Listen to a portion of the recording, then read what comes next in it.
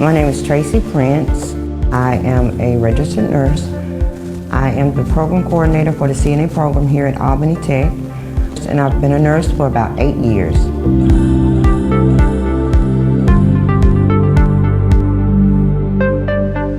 In the nurse aide program, they learn a lot of skills, your basic vital signs, or learning the temperature and just the basic vitals. They also help with activities of daily living, which sometimes include the grooming, the brushing of the teeth.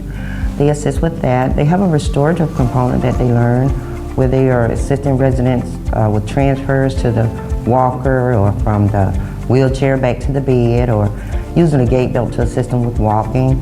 They also learn a lot about infection control practices, how to don and doff the personal protective equipment.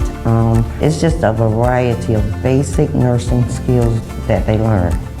Upon completion of the program, they will receive a technical certificate of credit from Albany Technical College, and they'll become eligible to sit for the National Nurse Aide Assessment Program.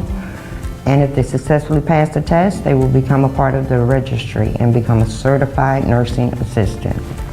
Also, with the credits that they earn here, if they want to continue education and go on into the nursing or into any of the other medical fields, they will have some credits toward their core classes to get there. I do have quite a few students that do continue on to nursing. Some of the exciting points about the program is when the students go to clinicals. This past group had the experience with the acute care setting as well as the long-term care setting.